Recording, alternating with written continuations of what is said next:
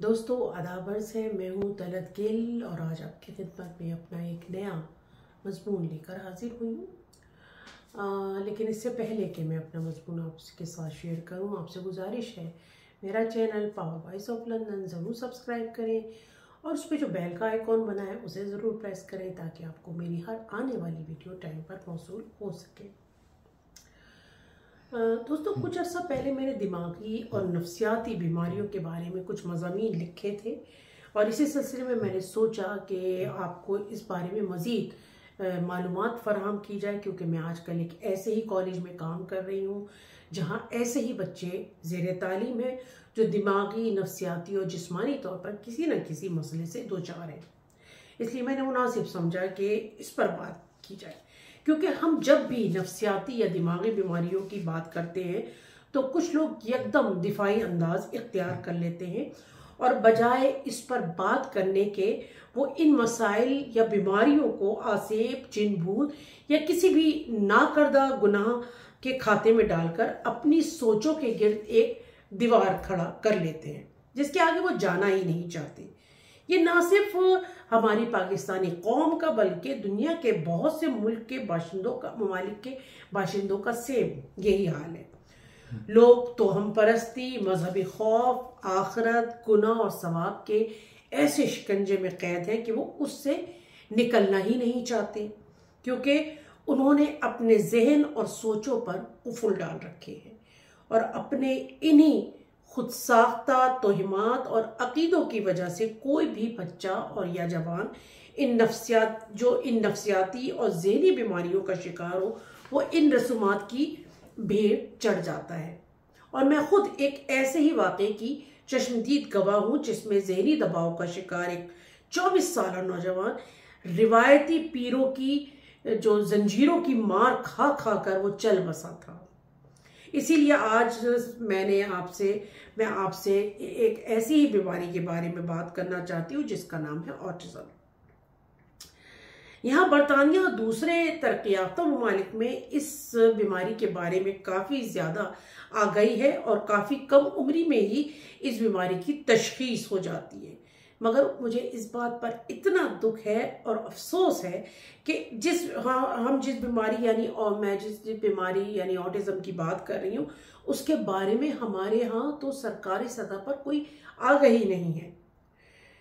चंद private इदारे हैं जो इस पर काम और मालूमात फराहम कर रहे हैं, जिनकी फीस इतनी ज़्यादा है कि आम या गरीब आदमी की बस से बाहर है। ऑटिज्म या ऑटिज्म डिसऑर्डर ज़हनी नशोनुमा से ताल्लुक़ रखने वाली एक पैदाइशी माजूरी है। ऑटिज्म में मुब्तला होने का हरगिज़ मतलब ये नहीं कि आपको कोई मर्ज या बीमारी है। इसका मतलब ये है कि आपका दिमाग दूसरे लोगों से मुख्तलिफ अंदाज में काम करता है। ये वो चीज़ है कि जिसके साथ आप पैदा होते हैं या फिर नौ उम्र होने पर ये सब पर जाहिर होती है। ऑटिज्म में मुब्तला लोग दूसरे लोगों के साथ मुख्तलिफ अंदाज में बर्ताव कर सकते हैं, क्योंकि ये एक नफ्सियाती खराबियों का मजमुआ है जिसमें कोई भी बच्चा या जवान अपने आप में गुम रहता है और जो अपनी तवज्जो है वो कहीं मरकूज नहीं कर पाता, फोकस नहीं कर पाता। उसकी हरकत और सकनात में कोई हम आहंगी नहीं होती। उसमें महसूस करने या समात की जो हिस्स है या तो बहुत ज़्यादा हसास होती है या फिर बिल्कुल ना होने के बराबर होती है। ऑटिज्म के शिकार बच्चों को जिन मुश्किलात का सामना करता है उनको हमारे लिए समझना काफ़ी मुश्किल हो सकता है। दुनिया में एक इंसानी ज़िंदगी को लाना एक खूबसूरत और मौजज़ाती चीज़ है, मगर किसी बच्चे का ऑटिज्म के साथ पैदा होना कोई आसान सूरत हाल नहीं। मगर ज़रूरत इस अम्र की है कि इसकी बरवक्त तशखीस कर ली जाए तो तरीक़ा इलाज और दूसरी अहम तदाबीर के ज़रिए इस बीमारी के असरात को कम किया जा सकता है, बल्कि किसी हद तक ख़त्म भी किया जा सकता है। दुनिया की बहुत सी मशहूर शख्सियात ऑटिज्म के साथ पैदा हुई, मगर उन्होंने अपनी जहानत और क़ुव्वत इरादी से दुनिया में अपनी ज़ात का लोहा मनवाया।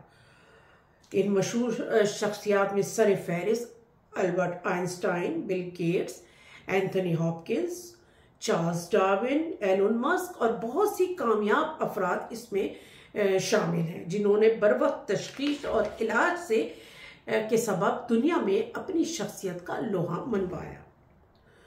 वालिदैन के लिए जज्बाती तौर पर इस बात को कबूल करना काफ़ी मुश्किल अमर है, मगर हमको बहुत हिम्मत और दलेरी से इस मसले से लड़ने की ज़रूरत है। हालांकि साइंस अभी तक ऑटिज्म के असबाब का पता नहीं लगा सकी, मगर बरतानिया के जो एक साइंसदान थे उन्होंने बच्चों की कुछ वैक्सीन्स को इसका सबब करार दिया था, मगर दीगर साइंसदान इस पर मुत्तफिक नहीं हैं। वैक्सीन से मुतालिक अक्सर मजहबी तबकात गलतफहमियां फैलाते रहते हैं, जिसकी वजह से लोगों में इसके मुतालिक शकूक व शुबात पैदा हुए हैं, जिसके सबब आज तक पाकिस्तान समेत कुछ दूसरी ममालिक में कुछ बीमारियों को जड़ से ख़त्म नहीं किया जा सका।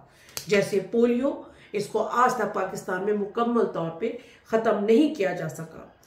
इसी तरह कोरोना वैक्सीन से मुतालिक भी ऐसा ही प्रोपेगेंडा किया गया था। जहाँ तक ऑटिज्म का ताल्लुक है, अगर हम बचपन ही से इसकी तशखीस कर लें तो किसी भी बच्चे की ज़िंदगी को बेहतर बनाया जा सकता है। मैं यहाँ इस बारे में कुछ सवालात आपके साथ मैं शेयर करना चाहूँगी ताकि आप किसी भी बच्चे के अंदर ऑटिज्म की तशखीस कर सके और डॉक्टर से रुजू करें। इनमें जो पहला सवाल है कि आप अपने बच्चे में या किसी और बच्चे में नोट करें कि क्या आपके बच्चे ने 2 साल की उम्र में बोलना शुरू कर दिया था। दूसरा ये है कि क्या आपका बच्चा आपके साथ आंख मिला के बात करता है या नहीं। क्या वो बातचीत करने के लिए बगैर किसी हेजिटेशन या हिचकिचाहट के आपके पास आ जाता है। क्या वो दूसरे बच्चों के साथ खेल कूद में हिस्सा लेता है। और दूसरा ये कि क्या वो अपने हमउम्र बच्चों के साथ घुल मिल जाता है।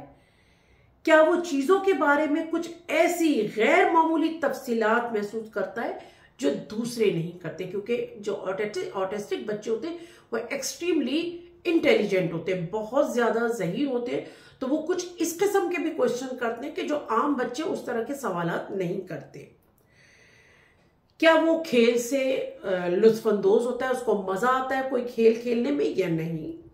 क्या वो अक्सर ऐसे काम करता है जो माशरती तौर पे नामुनासिब हो, मसलन बहुत ज़्यादा गुस्सा आना, बहुत ज़्यादा लड़ाई झगड़ा करना या बहुत ज़्यादा चीखना। ये कुछ सवालात हैं। इसके वैसे तो इसके लातादाद और भी सवाल हैं ये, लेकिन ये कुछ बेसिक सवालात हैं। वो इसलिए कि जाहिर है मैं जिन बच्चों के साथ काम कर रही हूँ तो जाहिर है हमें इस मामले में जो भी मालूमात फराहम की गई है ये मैंने उस हिसाब से कुछ ये आप लोगों को इससे आगाही देने की कोशिश की है। अगर आप इस बारे में मज़ीद जानना चाहते हैं तो मैं अपने अगले कॉलम्स में इसके ऊपर बात करूंगी। मैं ख़ास तौर पे ख़वातीन के हवाले से, ख़वातीन में जो ऑटिज़म है, नेक्स्ट मेरा जो मजमून होगा वो इसके ऊपर हो, क्योंकि वो एक टोटली डिफरेंट सब्जेक्ट है। क्योंकि हमारे यहाँ, इवन हमारे यहाँ नहीं कहा जा सकता, पूरी दुनिया में जो ऑटिस्टिक बच्चे हैं वो उसमें ख़वातीन की जो वो है तादाद वो 1 और 4 का तनासुब है। तो मर्दों में या लड़कों में ये बीमारी ज़्यादा होती है। तो ख़वातीन का तशख़ीस का जो तरीक़ा है वो टोटली डिफरेंट है और काफ़ी हद तक तासुब पे भी मबनी है। तो मैं नेक्स्ट आपके साथ उसके ऊपर बात करूंगी।